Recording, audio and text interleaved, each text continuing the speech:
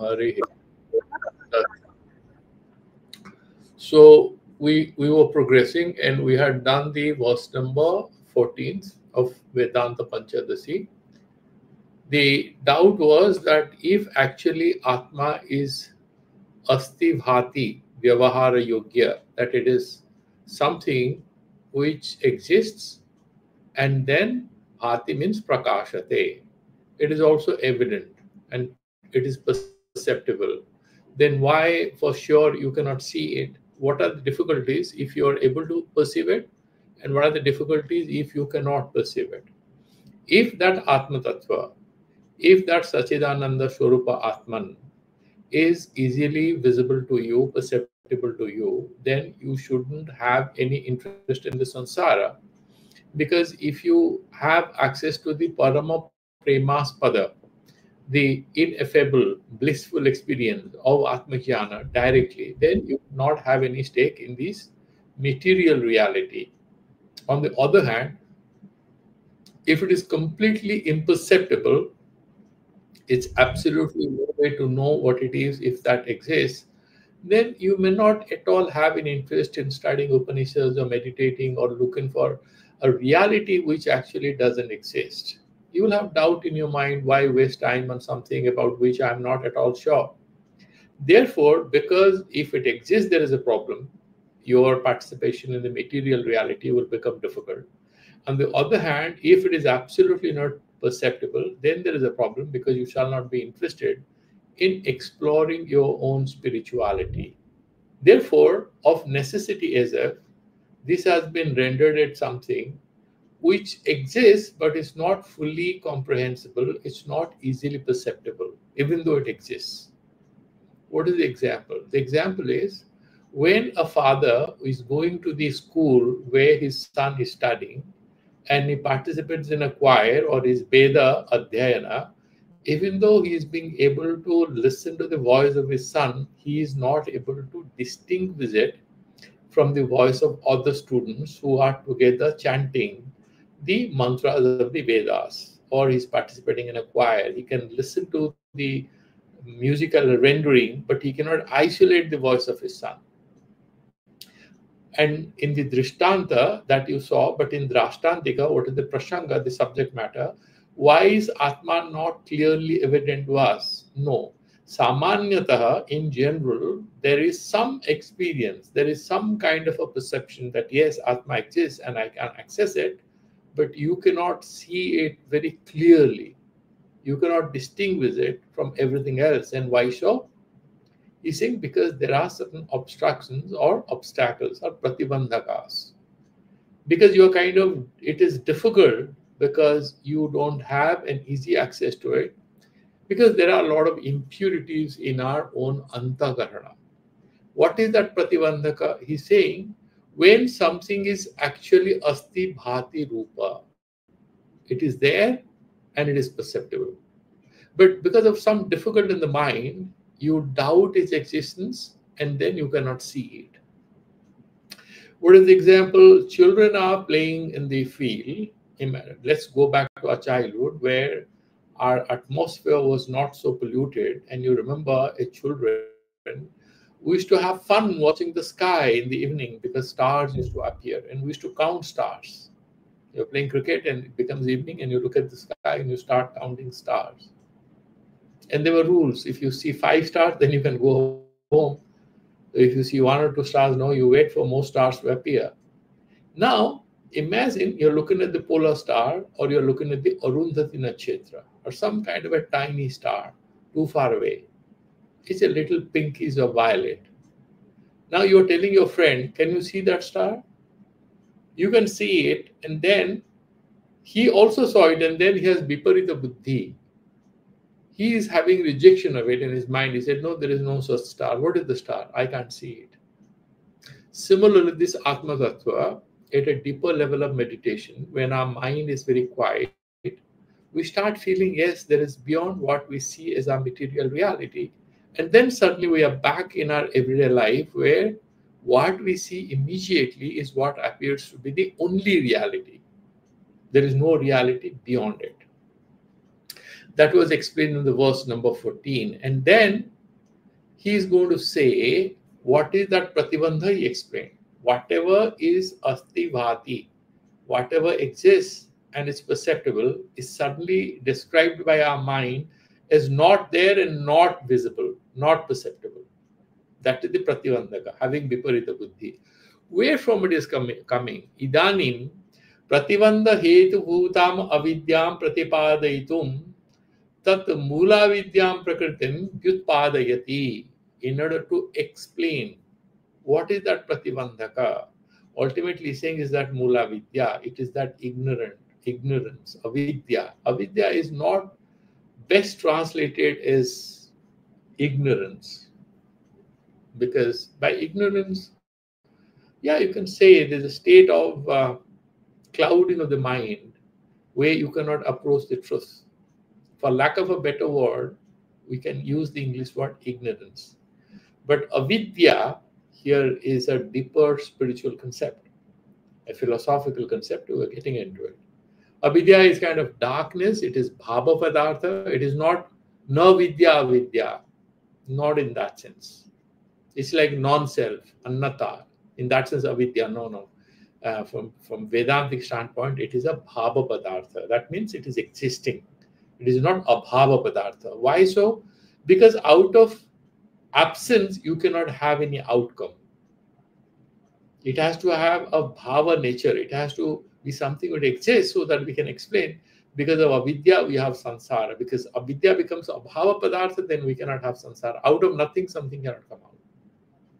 Right? So if you look at the verse number 15, we're entering Chidananda Maya Brahma Pratibimba Samanmita Tamo Rajaha Sattva Guna Prakritir Dvividha Jasa.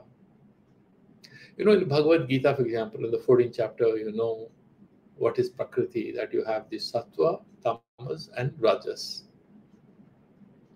So you have Shukla, Sattva, Neela, a dark color, is the Tamas, and then you have Rakta, that you have Rajas. So the principle of the inertia of motion is kind of Rajas, for lack of, again, a better way of expressing it. And then you have energy of rest, that you have that alasya, pramada, you know, indolence, docility, all that associated with tamas, jadata. And then rajasikata is kind of that principle where you are an achievement-oriented person, all the time having craving to do a lot of things, all the time in motion. And then you have sattva, which is a balanced state of being. You are kind of a samabhavapanna person, a kind of balance between tamas and rajas. And what are the words associated with it in Bhagavad Gita? You know, sattvam is sukhatmaka, ease of being, a sense of happiness, a sense of joy, and then jnana. Tamas is what covers, sattva is what unravels, easily takes you to truth, right? And rajo ragatmakam, kind of affinity and craving, and therefore dukkhatmaka, you're craving for something, you want to have it, if you don't get it, you will feel bad. So rajas is about tension. Rajas is about trying to reach somewhere where you're somewhere else. Therefore, you're trying to make that stride, and you're having some tension, you are undertaking some pain. Sattva is that state where you are in a very good, you have that feeling of comfort, not laziness, that feeling of easiness of being, because you have right understanding, you are making right efforts, and you have a natural inclination of remaining decluttered by either cravings or the backward pull of tamas. I shall not do it, lying down on bed, listening to meaningless music and doing what is called dom scrolling these days of social media videos. That is tamas, lower order of things of the mind. So you neither rajas nor tamas, you are in a balanced state of mind, that is sattva.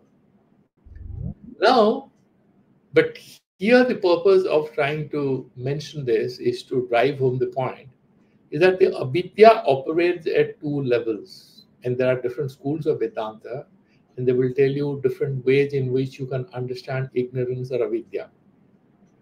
Avidya is the mother of all problems.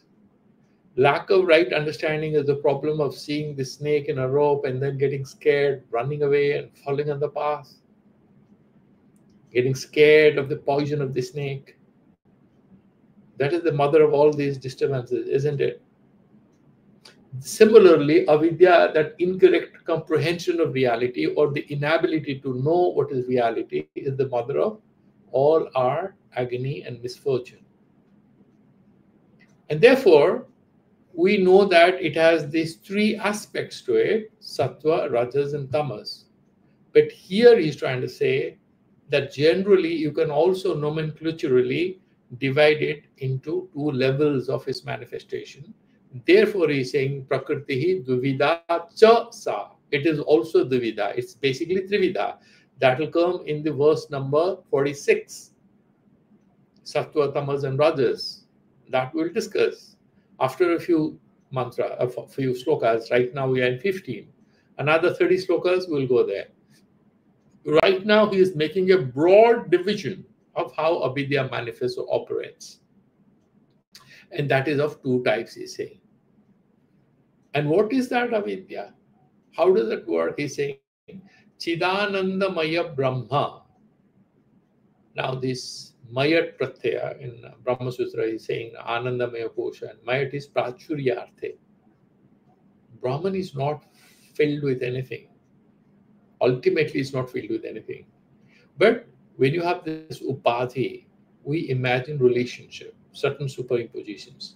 Chidanandamaya Brahma Pratibimba Samanvita. Samanvita means Sanyukta, related, connected. Tamo Raja Sattva Guna, that is Trividha, Prakriti, Duvida Chasa. It can also be categorized generally in terms of its part and whole is Trividha. Trigunatmika Maya, Trigunatmika Vidya. But it can also be divided into two broad categories. And that we'll see what are these two categories. So he's saying the Brahman, imagine like this. You know that consciousness is all-pervading, right? We know that. Consciousness is all-pervading. If it is not, it cannot be nitya. It has to be desa kala vastu paricheda sunya. Desataha means locationally, kalataha in terms of time, and vastutaha in terms of its own existence. It is free from any restriction or limitation. Now, it has to be everywhere. It has to be all the time, on the time scale, on the spatial scale. So it's all-pervading. If it is so, we can call it Chidananda, and it is Chaitanya Rupa, and it is also Ananda Rupa. Why? Because it is Parama Premaspada, therefore it's Parananda Rupa. That Brahman is reflected in our individual Antahkaranas, our minds. Everything is conscious, even a piece of stone, the rivers, the mountain, the sky, water, earth, everything is conscious. Why? Because consciousness is all-pervading. Then why do you describe animals and humans as conscious? Why do you say animate and inanimate, living and non-living? Why do you use these words? Sopadikatvena, by making finer distinction.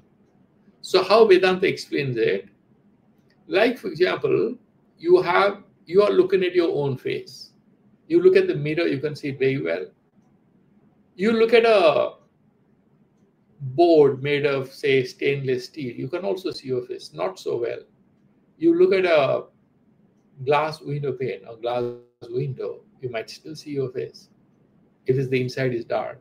You look at a wall, you can only see your shadow, you cannot see your face. What about earth? You can't see anything, maybe the shadow. If it's a very uneven surface, you may not even see your shadow properly. That means what? What is evident depends on how much it reflects. So that Param Brahma Chidanandamaya Rupa, it's reflecting on different mirrors, and when it perfectly reflects, so you have this Brahmakara vritti means vikara, a modification of that particular thing in our consciousness. And that is how we make a distinction between the universal consciousness and the individual consciousness. Individual units, human units or animal units or plant units of consciousness. Now, how they're trying to say is that particular Chidananda Rupa, is it Saguna? No, it's Nirguna for us. It's Shuddha Brahman. Then how can it do any creation?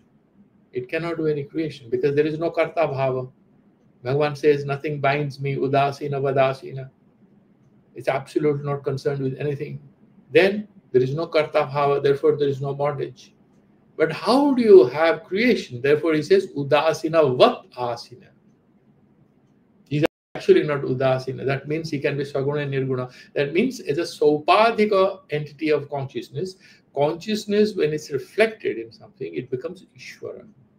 And then same pure consciousness reflected on a lower order of antakarana or subjectivity is called human consciousness. It's called jiva. And that is what is being driven home here. Samanvita means sanyukta. Now let's look at how he's making sense of it, and I'll also look at another commentary he's saying. Yat Chidananda Rupam Brahma, that Brahma which is Chidananda, which is consciousness and bliss, whose nature is consciousness and bliss, blissfulness.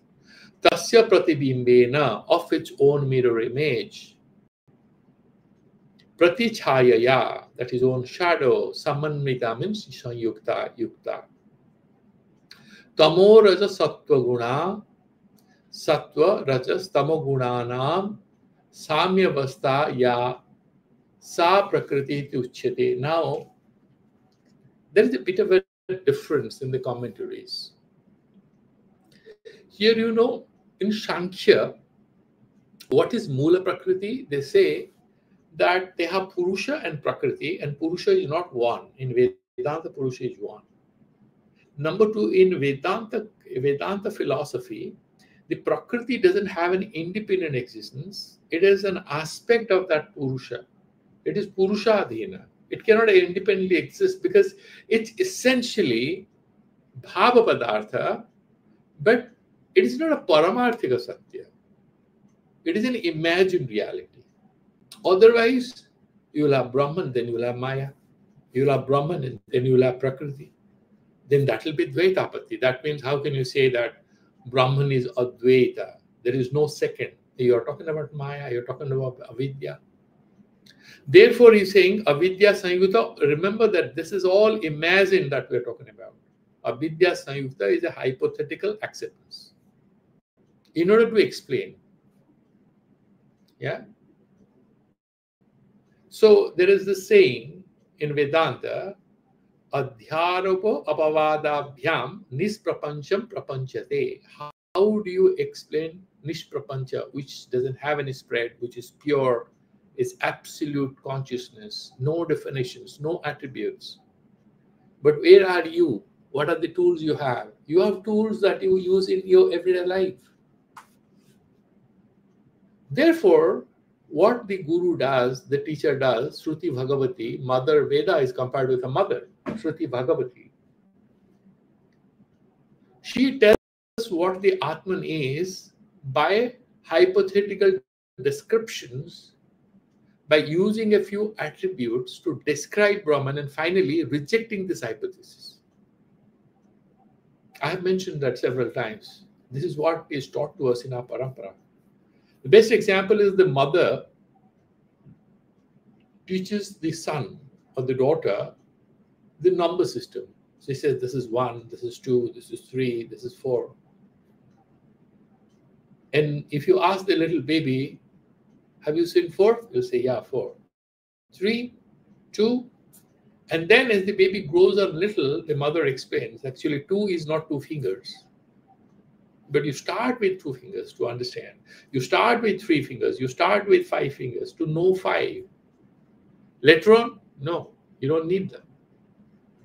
For many of our mathematical functions that we do in our school, we make use of our fingers or counting boards, but then later on we don't need them. This is the adhyaropa, and then it is removed. Then it is rejected.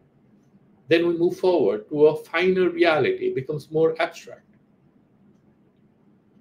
Remember in our school days when we were learning trigonometry in the initial days, the teacher will do the basic coordinate chemistry, coordinate geometry to explain to us why and how you can prove sine square theta plus cos square theta is 1.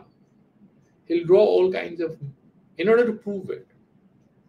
Later on, there's no need.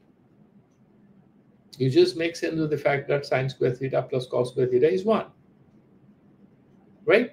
Similarly, here in Vedanta, you have a few superimpositions and few attributions.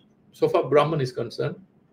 In order to graduate to a higher level, where many of these attributes are dropped with finer ones, and ultimately all attributes are dropped, what remains is pure consciousness, and there is no duality between the knower, that is you, and the Brahman. And you are having Brahmakara vritti. Vritti also gets abandoned. What remains is that pure consciousness. That is how this whole prakriya works. Then he's saying, Yat Chidananda Rupam Brahma Tasya Pratibimbena Pratichayaya Samanvita Yukta Tamo Raja Sattva Guna Sattva Raja Tamo Gunanam Samya Basta Ya Sa Prakriti Uchyate. That is what he's saying. But actually in another commentary he's saying, well, that's not the best way to make sense of what is Prakriti here. But Prakriti here actually is like this. How he explains, I'll look at the Kalyana Piyusha Vakya. He's saying in there, he has a different way of looking at it. He's saying, Chidananda Maya Pratibimba Samanvita Sachidananda Rupa Tasya Pratibimbena Pratichayaya Samanvita Yukta. Same as this Ramakrishna Tika. Tamoraja Sattva Guna Tad Guna Trayatmika. You have these three gunas, Sattvas, Rajas, and Tamas. Ya Mula Vidya Sa Prakriti Uchyate. Chidanandamaya Pratibimba Samanitatve Sati Sattva Rajas Tamagunatmakatvam Prakriti Lakmanam. What is the difference in, if you look at the Sankhyas, they would say the Prakriti is a state of perfect balance between Rajas, Tamas, and Sattva. There's some kind of a disturbance which happens. The Prakriti, because of its approximate closeness with the Purusha, behaves like it's conscious. It's not conscious, it's Jadatmika. They give the example of Andhapangu Nyaya. So you have there are two friends. One has a very nice muscular body. The other one has a pair of good eyes. The guy who was physically very fit is blind. And then the guy who has a pair of very good eyes, sharp eyes, is the one who is lame. He cannot walk. So one friend carries him on his shoulders, and this guy who has very good eyes tells the guy who is blind, saying, okay, move towards the left, move towards the right. That is the Andhapangu Nyaya. The Purusha is like that person without legs who cannot work, cannot do anything. It requires a very good agent, and that is the blind person. That is Prakriti. So the Prakriti kind of behaves like it's conscious because of its proximity to Purusha, but they're always like parallel railway tracks. And then Prakriti, Bhoga Apavargartham, it's like a dancer who performs a certain play on the stage in order to please the master and then withdraws herself. The Prakriti, for Bhoga of the samsara, creates a lot of delusional realities in front of Purusha, and Purusha starts asking questions. Who am I? Am I this all? He says, no, I'm not. Then it abandons the identification of this material reality and withdraws into its own pure nature. That is Apavarga. Because of its own misunderstanding, it wants to crave for Bhoga and then abandons Bhoga in order to enter into the experience of Apavarga. It's liberated ultimately. Prakriti has done its job. That is how they look at it. It's a complex thing. We are not going there. But here, the Kalyana Piyusha in a beautiful way is giving a beautiful definition. Chidanandamaya pratibimba samantvatva sati. That which is conjoined with that consciousness and blissful Brahman, then he's saying Rajastamo Gunatmakatvam Prakritihe Lakshmanam. Now, in case of Sankhya, it is only Raja Tamo Gunatmakatvam.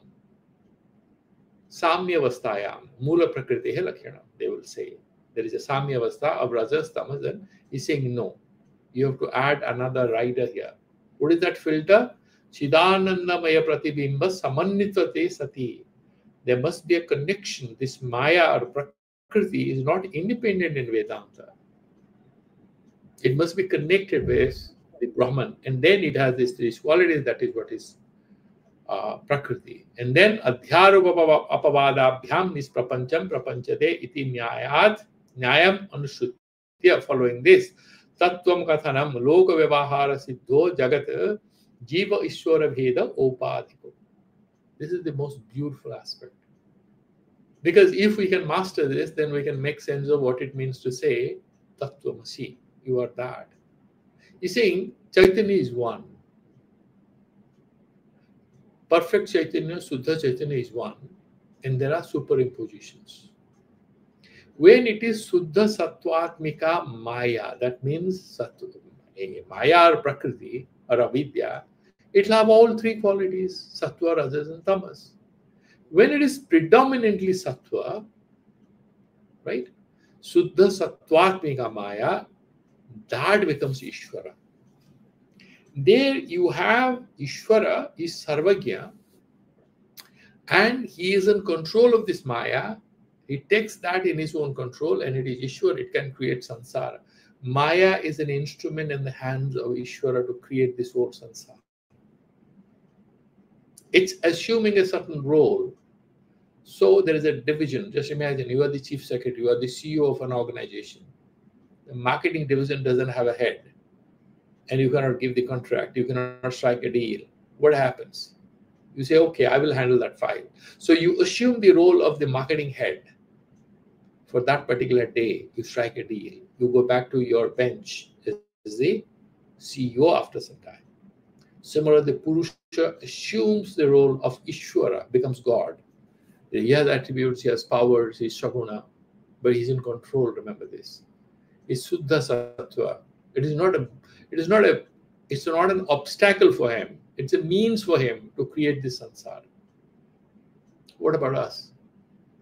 We are unfortunate. We are not in control of this Maya. Maya is in control of us. Why? Because it is Malina Sattva Samparna. That means there's an overload of Rajas and Tamas in us. Sattva is also there. But it's overwhelmed with the power of Rajas and Tamas, as a result of which is called avidya. Right? So Malina Sattva Samparna is avidya. Suddha Sattva Samparna is Maya. Both are avidya only. But we make an analytical distinction in order to make sense of what it means to be God and what it means to be a human being. The same pure consciousness. Lokavara Siddho Jiva Ishwara Bheda Upadhiko. Ishwara and Jiva Bheda is because of upadhis. With avidya upadhi, you are a jiva, you are inconsistent, you are troubled, you are tensed, and then with you have Suddha Maya in your grasp, you are Ishvara, you are like a magician who can do anything. Nato Swabhavika iti Gudhavisandhi Purassaram Prakriti Vidyam Nirupayati Duvidhaiti. The target of this is in order to basically fulfill this, in order to drive home the realization that there is no fundamental difference between Jiva and Ishvara per se, except through certain confusion and superimposition. Therefore, it is called that Prakriti Duvidha is called Maya at the level of Ishvara, and it is called Avidya at the level of Jiva. There is a distinction there as well. In case of Ishvara, it's Satchidanandamaya Rupa, right? The Ananda is Udghatita, it's evident. He knows I'm Chidatmaka, I'm Ananda Rupa, I'm Chidananda Rupa, Shivoham, Shivoham. He knows naturally. We don't know. It's only after Atma Jnana we are able to say Chidananda Rupa, Shivoham, Shivoham. Otherwise, Aham Sukhi, Aham Dukhi. I'm very sad. My little brother didn't obey me. My daughter hasn't responded to my phone calls. We have all kinds of problems. And we describe ourselves as very vulnerable human beings, right? But this is essentially because of a certain kind of misunderstanding. And this choice of the Dvividha is mentioned because naturally, if you say whole and part, these sattva, tamas, and rajas are parts. These are avayavas. And what is the avayavi? With the Mula Prakriti is avayavi, the whole parts are these Trigunatmika. Therefore, we can also make sense of it as Tribhida. That will be explained in the verse number 46. Here in this particular verse, it is mentioned as Dvividha in order to draw a line of distinction between Ishvara and Jiva, human being and God. So he's saying, Daividya bodhana jiva ishvara upadhi vedena prakritehe daividyam sat chatvarinsatameh tritayati. It is actually of three types, rajas, sattva, and that we will explaining. That I will explain there. Now he's saying, Tatra ishvara upadhi bhutayaha mayayaha jagad upadanatva nimittatva sampadakatva रूप धर्म वैलक्षणेन भेदं परिकल्प्य माया अवांतर भेदस्य अपि अवयव अवयवी. Now you see sattva and tamas, right? So these sattva, tamas, and rajas, these are the parts, and the whole is that maya. And then Ishvara creates. We also do some creation that is called Jiva Srishti. There is Ishvara Srishti and Jiva Srishti. But in order to drive home the point that there is a clear distinction between the Jiva and the Ishvara, we'll not further waste much time on the extraordinary commentary of the Kalyana Piyusha Vakya, that is another tangent is going. Sahetukam dvaividyam eva darsayati. But why this dvaividya, this of two types, why is it so? How does it work? He has to explain to us. And he's explaining it. Satta Sudhya Visuddhibhyam Maya Vidye Chate Mate Maya Bimbo Vashikritya Tangsya Sarvagya Ishvaraha. That is what I just mentioned, right? Sattva Suddhi Avisuddhibhyam. Either the sattvika thing is Suddha or Asuddha. What is the value of gold you have? You have a golden necklace, and then you go to the market and you want to sell it. So it is 50 grams. So you should get about 5 lakhs, which is about 1 lakh for 10 grams right now. But he says, I'm going to give you only 3 lakhs. And you say, why? He says, this is not good gold. This is not pure. It's asuddha. It's not visuddha. Then is sattva suddhi avisuddhi bhyam. So what are the filters? Whether the sattva is clean or unclean. Why it's unclean? It becomes unclean when there is an overload of rajas and tamas. If the presence of rajas and tamas is almost insignificant, then you can say that the sattva is suddha sattva. Maya vidye cha te mate. And then they are called maya and avidya. If it is avishuddha, if it is asuddha, unclean, that means there is an overload of rajas and tamas, that will be called, that Trigunatmika Maya only will be called avidya. If the presence of rajas and tamas is insignificant, it's overwhelmingly sattvic in nature, it will be called maya. The connection with maya of Brahman produces Ishvara, the connection of Brahman with avidya produces the jiva. Is there any real connection? No, these are all imagined, but we have to make sense of it. Maya bimbo vrashikritya tangsya sarvagya ishvaraha. Now, as I was mentioning, that in case of avidya, where there's an overload of rajas and tamas, it's we who are the victims of this human consciousness. And then with a lot of sadhana, we can take control of our own consciousness. Then we start realizing our swarupa, our essential nature, which is also sattvika. Until then, we are in control of it. But in case of Ishvara, he's saying Maya Bimbo Vashikritya. He controls this. He is not controlled by it. He is Sarvagya Ishvaraha. The Sarvagya is, Bhagavan Bhashyakar says somewhere, is Nitya Sarvagya. It's not that he's like a magician for 3 moments, he comes on the stage and he describes and establishes that he can say anything about anyone, but that's for only 3 minutes. No, he's not like that. He's Sarvagya, he's Nitya Sarvagya. Sattvasya prakasatmakasya gunasya suddhihi. Sattva is prakasatma. Jnana and prakasa. These are the words associated with sattva. Jnanatmaka, prakasatmaka, sukhatmaka. That is what is sattva. Prakasatmakasya gunasya, that is the sattvika guna, tasya suddhihi. Gunantarena akalasi kritata. Gunantara is what? You have rajas, gunantara, other than sattva. Gunantarena means by rajas and tamas. Akulasi kritata means it's not tainted by the presence of rajas and tamas. And what is abhishuddhi? Abhisaddhihi gunantarena kalisi kritatvam tabhyam. When you have gold and then it's mixed with certain other alloys or metals, then the value goes down. That is what is abhishuddhi. That means that sattva is there in you, but there is an overload of rajas and tamas, and therefore that is called avidya.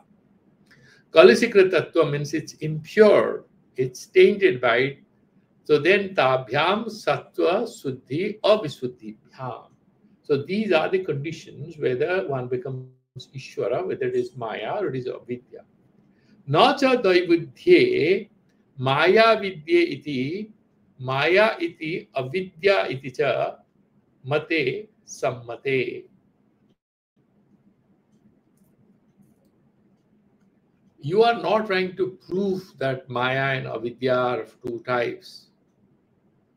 Maya iti avidya iti. This is Maya, that is avidya. Because you see, it's one thing which is being described as Maya and avidya, looking at the presence of how much sattva and is tainted by rajas and tamas or not. Visuddha, sattva pradhana Maya. That we have already discussed, where you have overwhelming presence of sattva, which is sukhatmaka, prakasatmaka, jnanatmaka, right? Which is swachha, it's called Maya. Malina sattva sampanna avidya iti arthaha. What is Malina sattva sampanna? Why is it called Malina? Because it is tainted. It's the presence of rajas and tamas makes it impure. It's like in a classroom you have 2 mischievous boys. That particular class, that collective of students do not get the cup for being the most disciplined group of students in the school because they have 2, 3 very disturbing students. Similarly, even though sattva is there in all of us, because of the presence of rajas and tamas, sometimes our sattvic nature becomes inoperational, ineffective. Yad artham maya vidyayoho vedam uktaha tad idanim darsayati. Because of which you have this Maya and Avidya, and what is the distinction that is explaining? Maya bimba iti. Maya bimbo mayayam pratifalita chidatma tang mayam vasikritya. Then you have chidabhasa, chidvad abhasateti chidabhasa. You have that reflection in the consciousness, in the antakarana. Tang mayam vasikritya, it controls it. Swa adhinikritya, it's Maya is not independent, it's not Sankhya, it's Vedanta. Swa adhinikritya vartamanaha sarvagyaha sarvagyatwadi gunagaha ishvaraha syat. So, it's omniscient, omnipotent, omnipresent, sarvagya, sarvasaktiman, right? And then sarvavidyaman, all these are attributed to the God or Ishvara, it's basically because of the predominance of Suddha Sattva. Now let's go to what about the problem of avidya? And how is it different from Maya, which we just discussed? It's further being elaborated in the verse number 17.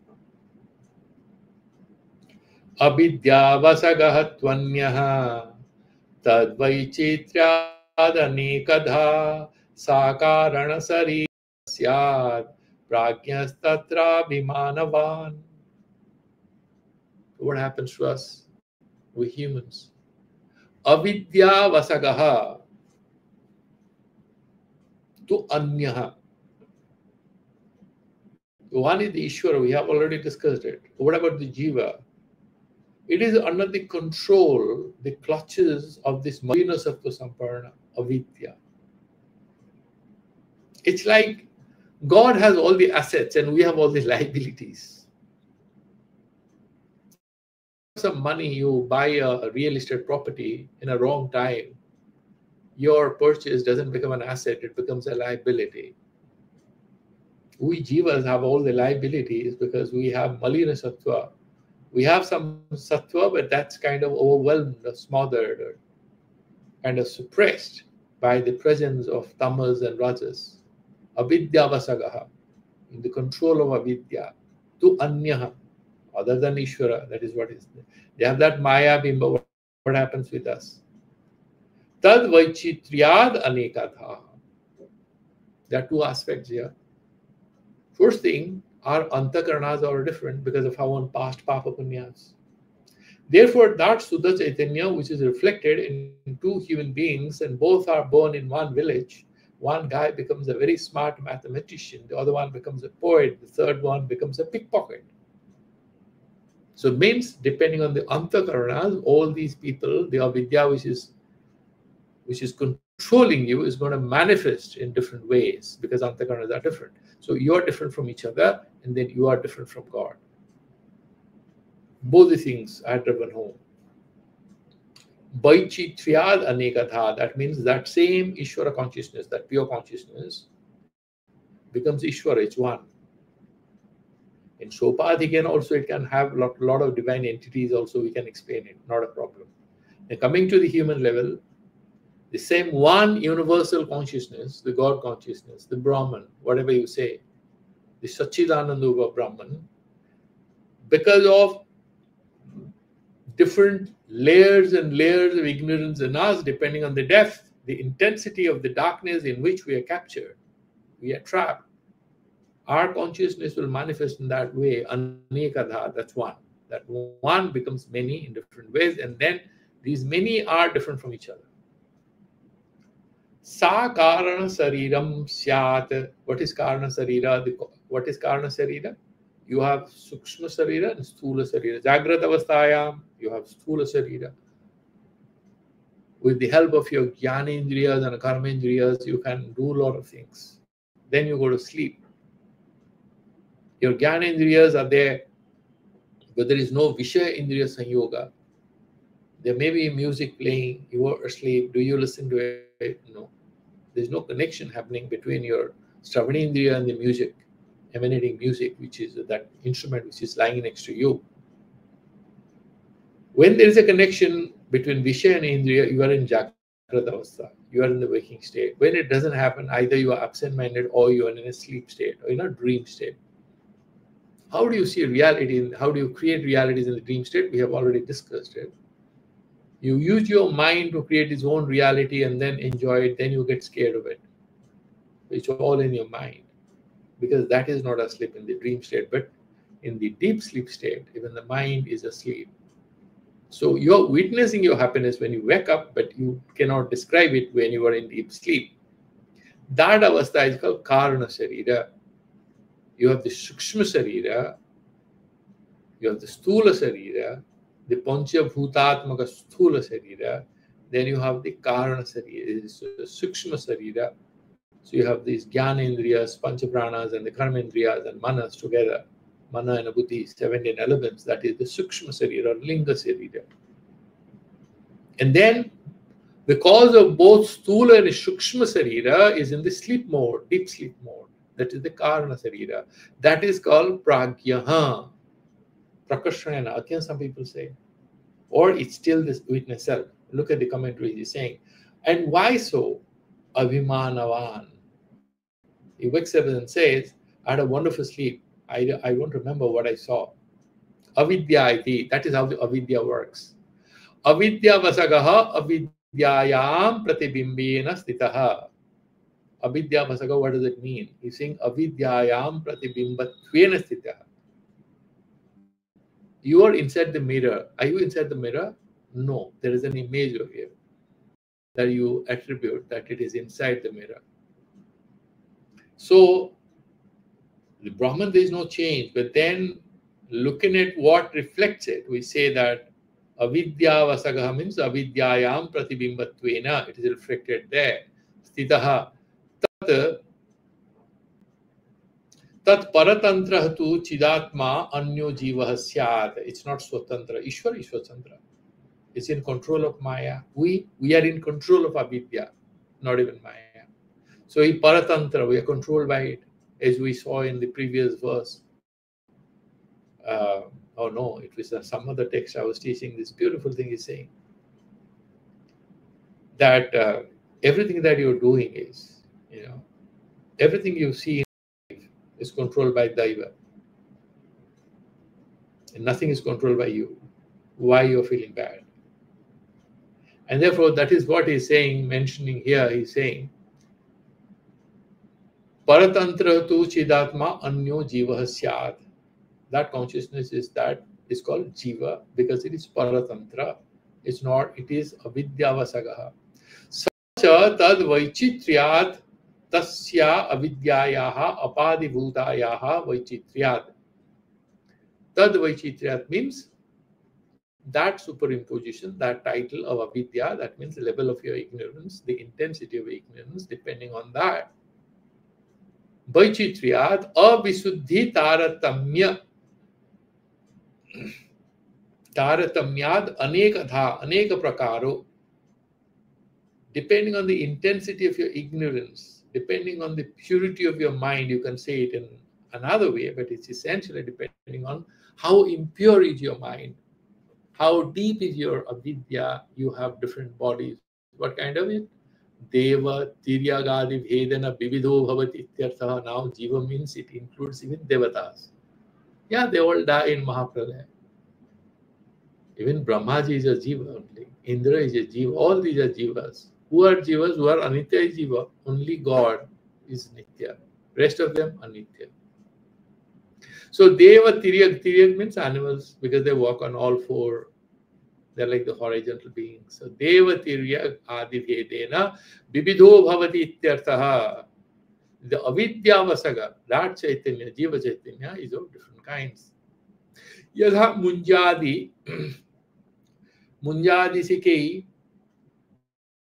Sikeva Matma Yuktya Samadhritaha. You have this munja, this kind of grass, and then you peel off the outer layers and you find a very thin, sharp, white kind of thing which is inside. Similarly, this Swarupa in you is kind of hidden and wrapped in layers and layers of ignorance. Sarira Tritiyad Dhirehi Param Brahmeva Jayate in Prashnopanishad is saying. You have this Sthula Sarira, and you have the Sukshma Sarira, and you have the Karana Sarira. Avastha Trayatitaha, Sarira Trayatitaha Avastha Traya Sakshi, that is Atma. You have Sthula, Sukshma, and Karana Sarira is beyond Panchokoshatitaha.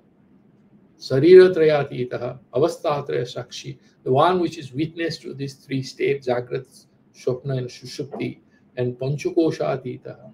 Panchakosha includes the Anandamaya Kosha, which is the Karana Sarira. Beyond that all, that is Atma. They're saying finally, though, Sarira Tritiyad Dhirehi Param Brahmeva Jayate.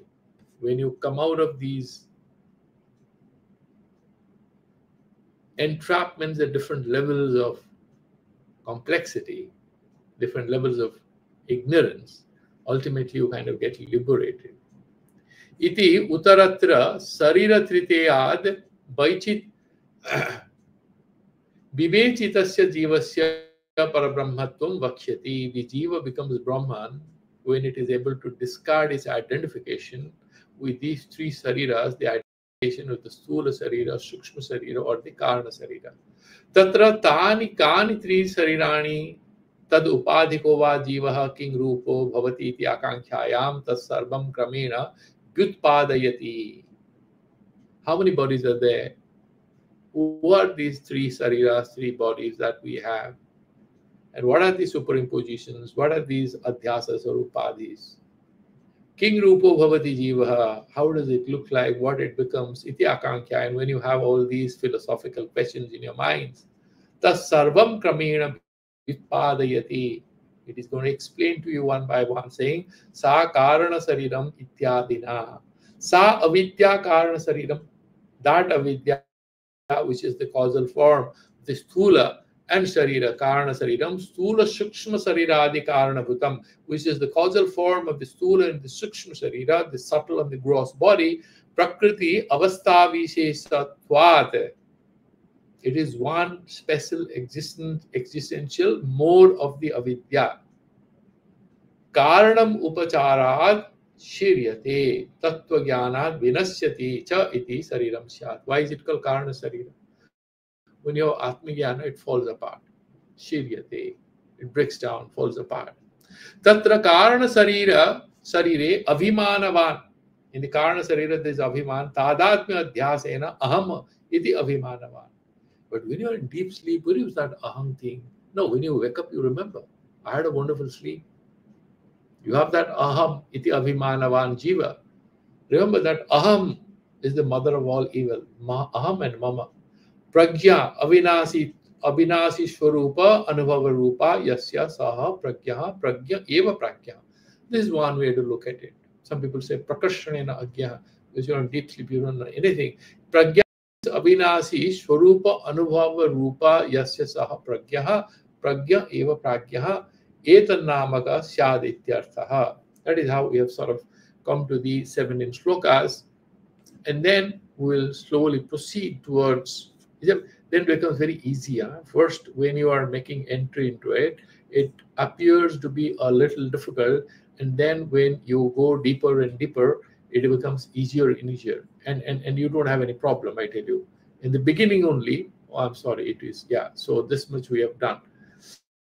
So when you make an entry, then it becomes easier, and then we will look at the verse number 18 coming Saturday, and then we'll move forward. We have a couple of minutes. Anybody has any questions? Okay. So will anyone? Yes, Yes, please. Yes, please. as we discussed today, that Jiva and Ishvara is decided by the Prakriti. Uh, whether it is Malina factor or purest factor in Sattvika. So once we have Malina, it's Jiva, and it is Sattvika, it becomes Ishvara. In the whole equation, Purusha is constant, right? Is that the logic? Purusha and Prakriti. Prakriti, in fact, decides whether we become either Jiva or Ishvara. Yeah, you see, Is the that what? Purusha Prakriti distinction, the way it's used in Sankhya, is slightly different from the way we understand it in Vedanta. Now, Purusha ultimately will refer to the Suddha Chaitanya or the Param Brahman. And here, avidya or maya are upadhis. These are only labels which are pasted on that Suddha Sattva or the Purusha. You are absolutely right. The Purusha doesn't undergo any changes. The Suddha Chaitanya doesn't undergo any changes. But then it's kind of packaged as Jiva and as Ishvara. The same pure consciousness. That is the beauty of the Vedantic insight, where we imagine we are men and women, and we're rich and poor, we're wise and unwise and all that. But ultimately, these are essentially because of the superimpositions. These are mental distinctions that we are drawing. Ultimately, that Suddha Chaitanya remains one. You are absolutely right. That Purusha remains one. we'll take it forward. I'll take it forward in the next class when we are going. So there's another class after this, so I'll just do the Shanti Okay, mantras. thanks. Om Purnamadaha Purnamidam Purnat Purnamudachyate Purnasya Purnamadaya Purnameva Vasishyate. Om Shanti Shanti Shanti. Sri Gurubhyo Namaha Hari Om. That's it. Thank you, all of us.